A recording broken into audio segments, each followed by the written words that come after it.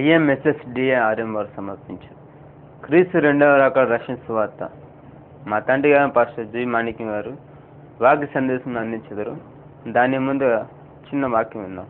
ఈరోజు మనం చూడబోయే అంశం ఏమనగా, దేవుడు మన పట్ల మన విషయాల్లో జోక్యం చేసుకుంటాడు. ఈనాడు చూస్తే అనేకులు చెప్తూ ఉంటారు, దేవుడు నా మీద అక్కర్లేదు, నా కుటుంబం దేవుడికి అక్కర్లేదు అని అందరూ అంటూ ఉంటారు. కానీ దేవుడు మన కుటుంబ విషయంలో దేవుడు జోక్యం చేసుకుంటాడు.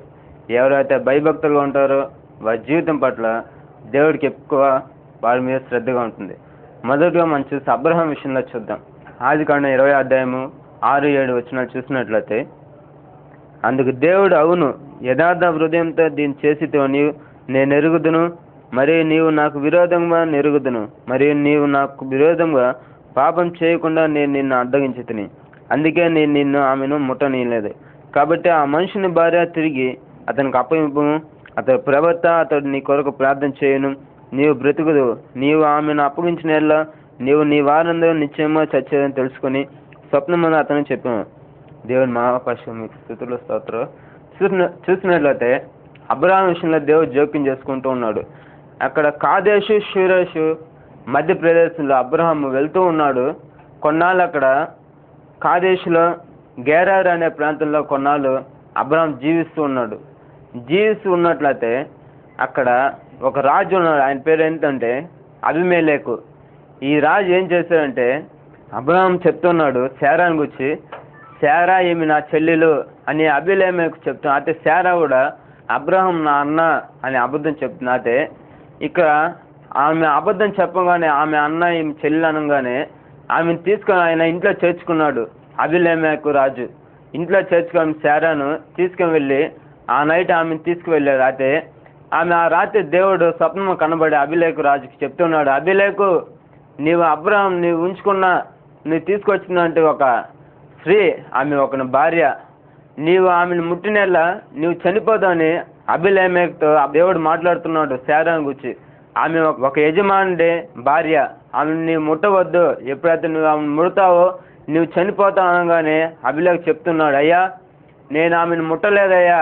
అయితే ఆమె చెప్తుంది, ఆమె నా అన్న ఈమె నా చెల్లె ఇద్దరు వాళ్ళు చెప్పారంటే ఆయన ఆమె భార్య ఒక ప్రవక్త అయినటువంటి ఒక భార్య, ఆమెని ముట్టవద్దు, ఆమె దేవునికి యాజకుడు అయిన ఒక భార్య, ఆమె ప్రవక్త దేవునితో మాట్లాడేటువంటి అబ్రహాం భార్య, ఆమెతో వెళ్ళవద్దు అనగానే అలాగే ప్రభా నేను ఆమె ముట్టనని చెప్తున్నా. అయితే నీవు తీసుకువెళ్ళి అబ్రహాంకి వాళ్ళ భార్య అని శారాను అప్పగించు, లేకపోతే నీవును నీ రాజ్యంలో ఉన్న ప్రజలందరూ చనిపోతారు, ఆమెను కానీ మీరు కానీ అప్పగించకపోతారని చెప్తుంటే, అయ్యా అలాగేనయ్యా, నా కుటుంబం నా రాజ్యం మీదకి శాపం తీసుకుని రావద్దు, నేను అలా తీసుకువెళ్ళి ఉదయాన్నే తీసుకువెళ్ళి ఆమె నేను అప్పగిస్తాను అబ్రహాంకి అనగానే, చూడండి అబ్రహాం విషయంలో దేవుడు జోక్యం చేసుకున్నాడు.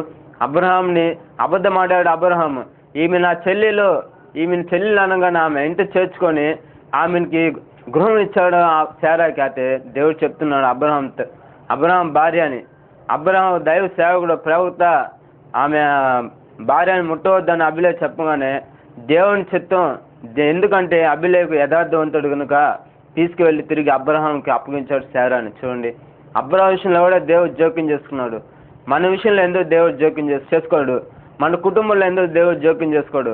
మొదటగా నువ్వు నీ కుటుంబం యథార్థంగా ఉండు, యథార్థ జీవితం పాటించు. నీవు ఎప్పుడైతే యథార్థంగా ఉన్నావంటే దేవుడు నేను చూస్తూ ఉన్నాడు, ఏదో ఒక విధంగా నీతో మాట్లాడుతుంటాడు దేవుడు. అయితే అది నీకు తెలియదు, దేవుడు నాతో మాట్లాడతాడా, దేవుడు నాతో ఉంటాడా అని నీకు తెలియదు కనుక ఏదో ఒక రూపంలో ఎవరో ఒక చేత చెప్పి పంపిస్తున్నావు, నువ్వు చేసే పని తప్పు, ఇలా నువ్వు చేయవద్దని చెప్తున్నావు. అయితే మనం కూడా ఆ మాటలు మనం అర్థం చేసుకో, దేవుడు ఈ పని ఎందుకు చేయవద్దు అన్నావు, ఎవరో చెప్తున్నారు పెద్దవాళ్ళు ఎందుకు ఈ పని చేయవద్దంటే, మనం ఈ పని చేయకూడదంటే దేవుడు మనతో మాట్లాడతాడు. ఇక్కడ చూసినట్లయితే రెండోది మనం చూసినట్లయితే మోషే విషయంలో చూస్తున్నాం. మోషే విషయం చూడండి, నిర్గమకాండము 2వ అధ్యాయము 1-5 వచనాలు చదివినట్లయితే, మోషే ఒక లేవి వంశస్థుని లేవి కుమార్తె వివాహం చేసుకుంది. అయితే ఆ స్త్రీ గర్భం ధరించి కుమారుని కనింది. ఆ కుమారుడు ఎవరంటే మోషేని కనింది. ఆమె కానీ 3 నెలల సుందరమైనటువంటి మగబిడ్డ కనింది ఆమె. ఆయన ఎవడంటే మోషే. ఆమె తీసుకెళ్ళి 3 నెలలకు ఆమె పాలిచ్చి సాకింది. అయితే ఇంకా మగపిల్లని దాచలేక ఆమె ఒక జిగట మన్ను తీసుకొని ఒక ఒక జమ్మి పెట్టె తయారు చేసి దాని జిగట మన్ను కీలు పూసి ఆమెను ఆ పెట్టెలో గడ్డి వేసి ఆ చిన్న బిడ్డ 3 నెలల పిల్లవాడిని ఆ గడ్డిలో పండవేసి ఆ ఏటి ఒడ్లో వదిలి వెళ్తుండే ఆమె కూడా వాళ్ళ అక్కను పంపిస్తుంది. అమ్మమ్మ నేను తమ్ముని వదులుతున్నాను, నువ్వు వెళ్ళి వెనకాల చూడు, తమ్ముడికి ఏమన్నా అవుతుందేమో, ఎవరు తీసుకుంటారో అంటే అలాగే అమ్మ నేను వెళ్తానని ఆమె అక్క వెనకాలే దూరంగా నిలుస్తూ చూసింది. ఈ పెట్టి ఎక్కడ వెళ్తుందా, ఎక్కడ ఆగుతుందా, ఎవరు ముడతారా, ఎవరు తీస్తా అని చూస్తూ ఉంటే అక్కడ ఫరో కుమార్తె స్నానం చేసేదానికి ఆ ఏటి ఒడ్డులో వస్తుంది. ఫరో కుమార్తె స్నానం చేసి ఆ ఏటి ఒడ్డులో వస్తూ ఉంటే ఆమె పనికత్తెలతో కూడా వెనకాల వెంట వేసుకుని వస్తుంది. అక్కడ చూస్తే దూరంగా ఒక పెట్టి కనిపించింది ఫరో కుమార్తెకి. ఏంది ఆ పెట్టె, ఏందో తీసుకొని రండి అనగానే ఆమె దగ్గర పనిచేసే పనికత్తెను ఒక ఆమెని పంపించింది. ఆ పెట్టెని తీసుకొచ్చారు వాళ్ళు. ఆ పెట్టెలో ఏముంది అది చూడదామని ఓపెన్ చేసి చూడంగానే ఒక అందమైనటువంటి ఒక మగబిడ్డ ఉన్నాడు. ఆయన ఎవడంటే మోషే.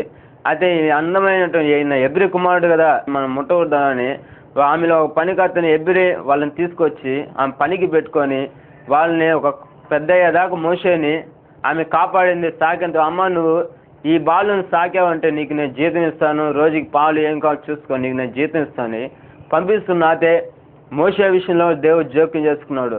అయితే ఆయన పెరిగి పెద్దవాడయ్యాడు. తీసుకొచ్చి ఆమె తీసుకొచ్చి ఆమె ఫరో కుమార్తె అప్పగించి ఆమెకి మోషే అని పేరు పెట్టింది ఫరో కుమార్తె. చూడండి, మోషే విషయంలో కూడా దేవుడు జోక్యం చేసుకున్నాడు.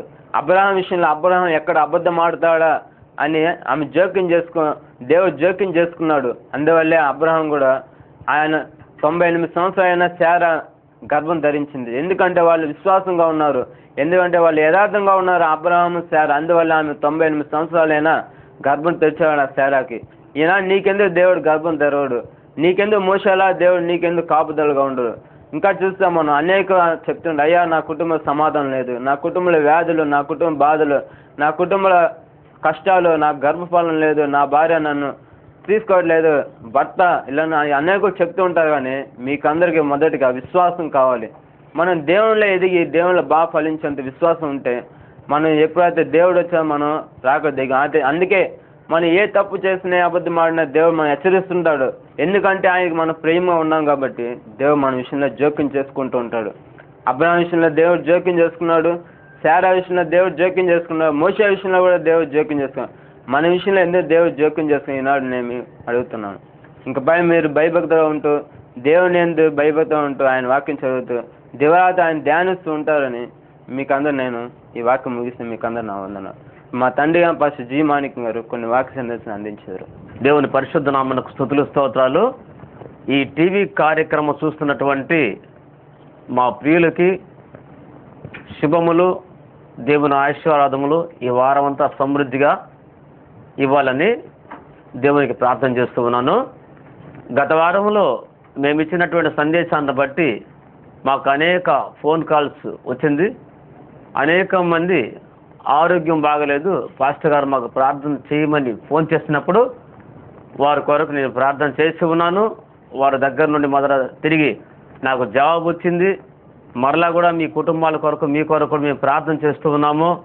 మీరందరూ చక్కగా దీవించబడాలని, మీరు విశ్వాసంగా క్రీస్తులో బలపడి దేవుని ఆశీర్వాదం పొందాలని, మీరు దేవునితో కూడా నడవాలని, దేవుని కృప మీకును మీ కుటుంబం సమృద్ధిగా కలగాలని మీ కొరకు మేము ప్రార్థన చేస్తూ ఉన్నాము. మరి యొక్క సమయంలో దేవుని యొక్క వర్తమానం మనం చదువుకున్నాము.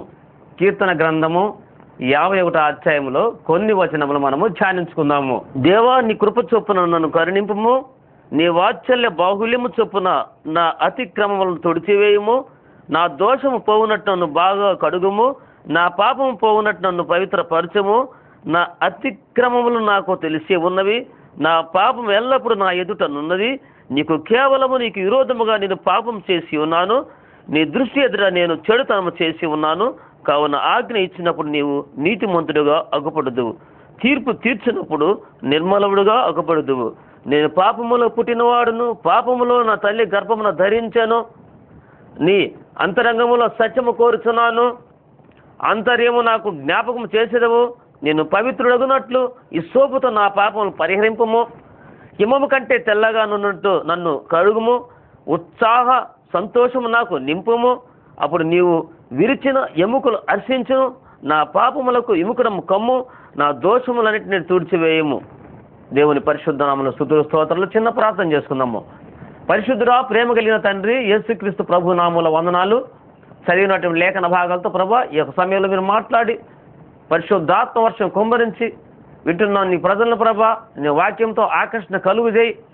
వారికి ప్రభా చక్కని వాక్యాన్ని అందించి తండ్రి, వాళ్ళ హృదయాల్లో ప్రభా నీ యొక్క వాక్యం గుండెల్లో గుచ్చుకునేటట్టు నైనా బాణం గుచ్చుకొని ఏది రక్తం వస్తుందో నైనా నీ యొక్క వాక్యం వాళ్ళు గుండెల్లో గుచ్చుకొని ప్రభా వాళ్ళ వేదనంతా బయటికి రావాలి, వాళ్ళ పాపాలంతా కూడా బయటికి రావాలి తండ్రి. నీ సన్నిధిలో రూపుకోవాలి ప్రభా, నీ ఆశీర్వాదం పొందాలని యేసు ప్రభు నామములో ప్రార్థిస్తున్నాము తండ్రి. ఆమేన్. ఈ సమయంలో దేవుని యొక్క వాక్యం మనము వింటున్నాము. ఇక్కడ దావీదు గురించి మనము కొన్ని వచనాలు చదివాము. దావీదు ఒక రాజు, ఒక అభిషేకం పొందినటువంటి ఒక రాజు. ఇలాంటి రాజు ఇంత వేదనకరంగా, ఇంత బాధాకరంగా ఎందుకు ఈయన ఇలా ఈ యొక్క కీర్తనలో మాట్లాడుతున్నాడంటే ఆయన తప్పు చేశాడు, పాపం చేశాడు, పక్షపాత స్త్రీతో పాపం చేశాడు.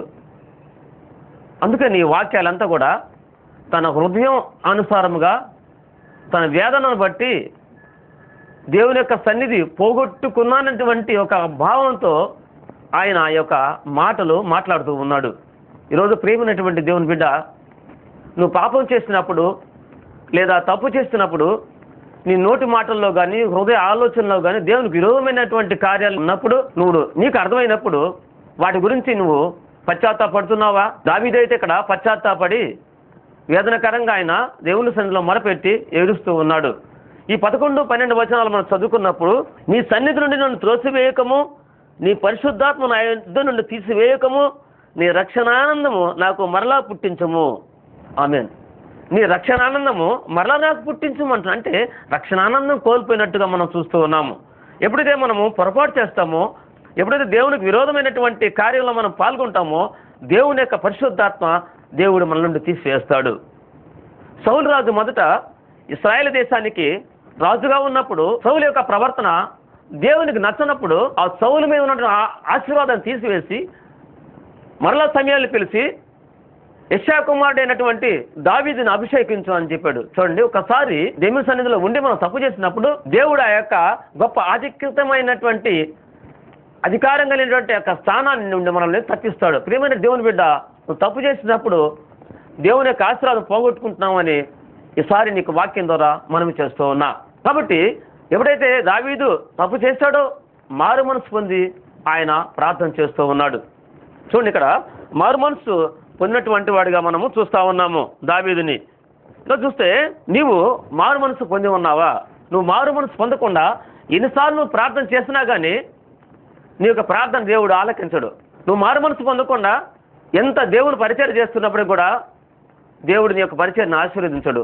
నువ్వు మారు మనసు పొందకుండా ఎన్ని పాటలు చక్కని కంఠంతో చక్కగా దేవుని గణపరిచినా కానీ నీ యొక్క ప్రార్థనలో దేవుడు, నీ యొక్క పాటలు దేవుడు ఆలకించడు, అంగీకరించడు. ఈరోజు నువ్వు మారు మనసు పొందినటువంటి జీవితం కలిగి ఉన్నావా? దావీదు పాపం చేసినప్పుడు మారు మనసు పొందాడు, దేవుని సన్నిధిలో పశ్చాత్తాపడి ఏడుస్తూ ఉన్నాడు. ప్రియమైన దేవుని బిడ్డ, ఈరోజు నువ్వు మారు మనసు పొంది ఉన్నావా? ఒకసారి నాకు ఒక ఫోన్ వచ్చింది. పాస్టర్ గారు, నా భర్త నేను ఇద్దరం కూడా సేవ చేస్తున్నాము, బాగా చక్కగా సంఘం జరుపుతున్నాము, చాలామంది విశ్వాసులు వస్తున్నారు, మన ఫైనాన్షియల్గా మాకు ఎలాంటి ప్రాబ్లమ్స్ లేవు, కానీ నా భర్త నన్ను అనుమానించి తిరుగుతూ ఉంటారు. ఎవరైనా విశ్వాసులు వీళ్ళకి వెళ్ళినప్పుడు వాళ్ళు చూసి ఇతను అనుమానిస్తున్నాడు, పాస్టర్ గారు మా కొరకు ప్రార్థన చేయండి, ఇలాగనే అనుమానిస్తే మా సేవ పడిపోతుంది అని నాకు ఫోన్లో మాట్లాడారు. పిలిమంటే దేవుని బిడ్డ, నువ్వు దైవజనుడిగా ఉండి దేవుని యొక్క వర్తమానాన్ని అందించి ప్రజలకు అందించి దేవుని యొక్క నామం ప్రకటించేటటువంటి నీలో మారు మనసు లేకపోతే, నీలో ఇంకా పాత జీవితం నీలో ఉండి నువ్వు సేవ చేస్తున్నట్టయితే ఆ సేవ దేవునికి ఇష్టమైంది కాదు. ఈరోజు నీ తలంపులు, నీ ఆలోచనలన్నీ కూడా మార్చుకో. ఒకవేళ గతంలోనూ సేవకుడిగా ఉండి సేవ చేస్తూ నీ కుటుంబాన్ని ఇబ్బంది పెడుతూ ఉంటే, నీ భార్యని ఇబ్బంది పెట్టి ఉండవచ్చు. ఈరోజు మారు మనసు పొంది నువ్వు ఒక సేవ చేయకపోతే నీ సేవ ఫలించదు. దేవుని యొక్క పరిశుద్ధ నామములో స్తుతులు స్తోత్రాలు. ఇంకా మనం చూస్తే నోవా కాలంలో మారు మనసు ఎవరు పొందలేదండి. దేవుడు నోవాను చూసి ఈ తరములో నీతిమంతుడు నీవే, అని చెప్పినప్పుడు నోవా 120 సంవత్సరాలు దేవుని ఆజ్ఞ ప్రకారంగా ఓడ చేశాడు. నేను మీతో ఒక మాట చెప్పవలసి వస్తుంది. 120 సంవత్సరాలు నోవాకు ఓడ చేసినప్పుడు నోవా ఒక్కటే చేసి ఉన్నాడు, కానీ అనేక మంది కూలి వాళ్ళు తీసుకొని వచ్చి అక్కడ ఆ ఓడను తయారు చేయడానికి ఎంతో కష్టపడి ఉంటాడు. ఆ ఓడను చేసేటప్పుడు ఆ పనివారికి నోవా సువార్త చెప్పి ఉంటాడు. 120 సంవత్సరాలు ఓడ చేసినప్పటికీ ఆ 120 సంవత్సరాలు ఆయన సువార్త సేవ చేస్తుంటాడు ఆ యొక్క పట్టణంలో. కానీ ఎవరు కూడా మారు మనసు పొందలా. చూడండి, మారు మనసు పొందకపోతే ఆనాడు జలప్రలయం వచ్చి ఎంతమంది ఆ యొక్క జలంలో కొట్టుకుపోయారు, ఆ ప్రచండ వర్షంలో మునిగి ఎంతమంది చచ్చిపోయారు, ఆ విధంగా నువ్వు కూడా ఈరోజు మారు మనసు పొందకపోతే ఆ విధంగా చచ్చిపోతావని దేవుని యొక్క నామంలో నీకు మనవి చేస్తూ ఉన్నా. మారు మనసు పొందేటువంటి జీవితం నీకు కావాలని, మారు మనసు కలిగినటువంటి ఒక అనుభవం నువ్వు నడవాలని ఈరోజు ఈ సమయంలో మీకు దేవుని యొక్క వాక్యం ద్వారా దేవుడు, పరిశుద్ధాత్మ దేవుడు హెచ్చరిస్తూ ఉన్నాడు. ఇంకా చూస్తే లోతు కాలంలో మారు మనసు పొందలా. లోతు ఒక నీతిమంతుడు, దేవుని భయం కలిగినటువంటి వాడు. అలాంటి లోతు కోసం కూడా అబ్రహాం కూడా ప్రార్థన చేసి ఉన్నాడు. సొదొమ గొమొర్రా పట్టణం నాశనం గురించి అబ్రహాము ఉన్నప్పుడు నీతిమంతుడైన లోతు గురించి అబ్రహాము ప్రార్థన చేశాడు. చూడండి, ఆ కాలంలో లోతు కూడా ఆ యొక్క సొదొమ గొమొర్రా పట్టణంలో సువార్త అందించి ఉంటాడు. కానీ ఎవరు కూడా మారు మనసు పొందలా. ఎవరు కూడా మారు మనసు పొందలేదు కాబట్టి దేవుడు అగ్ని గంధకాల్ని విప్పి ఆకాశం నుండి ఆ పట్టణం అంతా కూడా దహింప చేశాడు. ఈరోజు నువ్వు మారు మనసు పొందకపోతే నీ జీవితం కూడా, నీ కుటుంబంలో ఉన్నటువంటి శోధనలు ఎదుర్కోలేవు, ప్రతి విధమైన బాధలను ఎదుర్కోలేవు. ఆ యొక్క భయంకరమైనటువంటి స్థితిలో ఈరోజు నువ్వు జీవిస్తావని దేవుని నామంలో నీకు హెచ్చరిస్తూ ఉన్నాను. మారు మనసు పొందు, భార్యని ప్రేమించు. భార్యని ప్రేమించేటువంటి మారు మనసు కూడా నువ్వు పొందకపోతే నువ్వు దేవుని వాక్యం ప్రకటించడానికి అర్హత లేనటువంటి వాడు. పిల్లల్ని ప్రేమిస్తున్నావా? కుటుంబంలో భార్యని ప్రేమిస్తున్నావా? ఇరుగు పొరుగు వారిని ప్రేమిస్తున్నావా? నీ శత్రువును ప్రేమిస్తున్నావా? యేసయ్య చెప్తున్నాడు, పరలోకమందు మీ తండ్రి కుమారులకు ఉన్నట్లు మీ శత్రువులను ప్రేమించుము. ఒకప్పుడైతే నువ్వు శత్రువులు ప్రేమించేటటువంటి వాడు కాదు, కానీ యేసయ్య రక్తంతో ఎప్పుడైతే నువ్వు కడగబడ్డావో శత్రువులను ప్రేమించేటటువంటి ఒక అనుభవంలో నువ్వు రావాలి. నువ్వు పరలోకమునకు తండ్రికి కుమారుడై ఉండాలంటే ఈ లోకంలో మారు మనసు పొంది నువ్వు శత్రువుని ప్రేమించేటటువంటి ఒక అనుభవం నీవు కలిగి ఉండాలి. ఈరోజు ప్రేమైన సహోదరుడా, సహోదరి, నీ కుటుంబంలో నువ్వు మారు మనసు పొంది కుటుంబ వ్యవస్థను కొనసాగిస్తున్నావా? భర్తను ఇంకా వేధిస్తున్నావా? నువ్వు భర్తవై ఉండి భార్యను వేధిస్తున్నావా? చూడండి, ఒకవేళ నువ్వు కుమారుడై ఉండి తల్లిదండ్రుల మాట వినకుండా నువ్వు తల్లిదండ్రులను వేధిస్తున్నావా? సంఘానికి వెళుతున్నావు, బాగానే ఉంది. బైబిల్ చదువుతున్నా, బాగానే ఉంది. వాక్యం వింటున్నావు, బాగానే ఉంది. కానీ వాక్యంకు లోబడి మారు మనసు పొంది వాక్యానుసారమైన జీవితం నువ్వు కలిగి ఉన్నావా? ప్రియమైన సహోదరి, సహోదరుడా, ఈ సమయంలో ఒకవేళ నువ్వు మారు మనసు పొందకపోతే ఈ సమయంలో మారు మనసు పొందాలని ప్రభువు నామంలో నీకు మనవి చేస్తూ ఉన్నాను. గత వారం గుణవత అయినటువంటి భార్య దొరుకుట అరుదు, అది ముత్యము కంటే అమూల్యమైనటువంటి సందేశం మేము చెప్పినప్పుడు అనేక మంది ఫోన్ కాల్ చేస్తారు నాకు, పాస్టర్ గారు నేను మారు మనసు పొందానండి, మీ వాక్యం విన్నాము, మారు మనసు పొందాము, చక్కగా నా భర్తను ప్రేమిస్తున్నాను, నా భర్తకు లోబడి ఉన్నాను అని కొంతమంది ఫోన్ కాల్ చేసినప్పుడు తర్వాత వారు భర్తలు మాకు పనుల ఫోన్ చేస్తారు, పాస్టర్ గారు మీరు చెప్పినట్టు వాక్యం విన్నది మా భార్య, అయ్యా ఇప్పుడు బాగా చక్కగా హ్యాపీగా ఇద్దరు కలిసిమెలిసి అన్యోన్యంగా ఉన్నావు, నన్ను గౌరవిస్తుంది. ఇలాంటి వాక్యాలే మీరు టీవీలో చెప్పాలండి నీకు మరి మనవి చేస్తున్నాను. చూడండి ప్రియమైనటువంటి వారులారా, మారు మనసు పొందేటటువంటి జీవితము మనకు ఎంతో అవసరం. సంఘానికి పోయినా సంఘ కార్యక్రమంలో పాల్గొన్నప్పటికీ కూడా నీలో మారు మనసు లేకపోతే దేవుడు నిన్ను ఇష్టపడడు. ఈరోజు మారు మనసు కలిగి దేవుని సేవ కొనసాగించాలని దైవజనులకి మారు మనసు పొంది సంఘానికి వెళ్ళి మీ యొక్క దేవునిలో మీ యొక్క జీవితాన్ని కొనసాగించాలని దేవుని నామంలో మీకు మనం చేస్తూ ఉన్నా. చూడండి, నువ్వే పట్టణంలో మారు మనసు పొందారండి. వారు భయంకరమైన స్థితిలో ఉన్నప్పుడు యోనాని నువ్వే పట్టణానికి వెళ్ళమన్నప్పుడు ఆ భయంకరమైన వ్యక్తుల యొక్క వాళ్ళ ఉద్దేశాలని బాగా తెలుసుకొని నువ్వే పట్టణానికి వెళ్ళడానికి బదులు తర్కీష్ పట్టణం వెళ్ళడానికి ఆ ఓడకి కేవిచ్చి కొని వెళ్ళినట్లు మనం చూస్తున్నాం. అంత భయంకరమైనటువంటి నువ్వే పట్టణస్థులని ఈరోజు జ్ఞాపకం చేస్తున్నా. అయితే ఎప్పుడైతే నువ్వే పట్టణస్థులు అంత ఘోరమైనప్పుడు కూడా ఎప్పుడైతే సువార్త అందిందో అక్కడ వారు మారు మనసు పొందారండి. గనులేమి, అల్పులేమి, రాజులేమి అందరూ కూడా బూడిద పూసుకొని చక్కగా ఉపవాసం ఉండి దేవుని స్తుతించి మారు మనసు పొందగలిగారు. కాబట్టి నువ్వే పట్టణాన్ని దేవుడు నాశనం చేయాల రక్షించాడు. ఇదిగో నువ్వు కుటుంబంలో ఉంటూ నువ్వు మారు మనసు పొందకుండా నువ్వు జీవించినప్పుడు దేవుడు నీ యొక్క జీవితాన్ని ఆశీర్వదించడు, నీ కుటుంబాన్ని ఆశీర్వదించడు, నీ యొక్క బిడ్డలను ఆశీర్వదించడు, నీ భార్యను ఆశీర్వదించడు. ప్రియమైనటువంటి అన్నయ్య, ఈరోజు నువ్వు మారు మనసు పొందు. మారు మనసు పొందకపోతే నీ కుటుంబాన్ని దీవించడు. ఓ ప్రియమైన ఒక సహోదరి నాకు ఫోన్ చేసింది, పాస్టర్ గారు నేను చాలా ఫైనాన్స్ చాలా ఇబ్బంది పడుతున్నాను.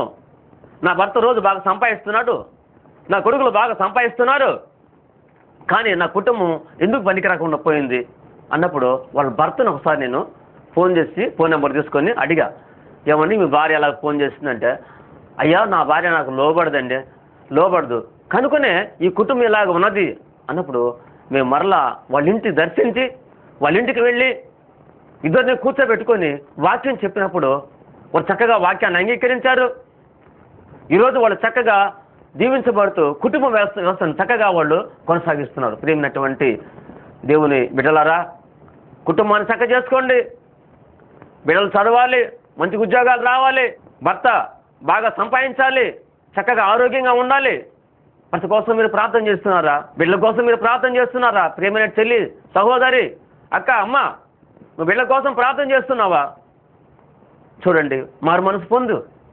ఒకవేళ నీకు నోరు ఎక్కువై ఉండవచ్చు, నీ నోటితో బూతు మాటలు వచ్చి ఉండవచ్చు, కానీ నువ్వు ప్రభు సాక్షిగా ఉండాలంటే ఇవన్నీ ఈరోజు విడిచిపెట్టు.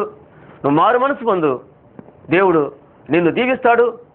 ఏ విషయంలో నువ్వు బాధపడుతున్నావో, ఏ విషయంలో నువ్వు ఆర్థికంగా ఎదగలేకపోతున్నావో, ఈ సమయంలో దేవుడు నిన్ను హెచ్చిస్తాడని దేవుని వాక్యంతో నిన్ను హెచ్చరిస్తూ ఉన్నాను. చూడండి, ఇక్కడ మారు మనసు పొందేట అనుభవం మనకు ఉండాలండి. ఎందుకంటే మారు మనసు అనేది దేవుడు చూస్తూ ఉన్నాడు.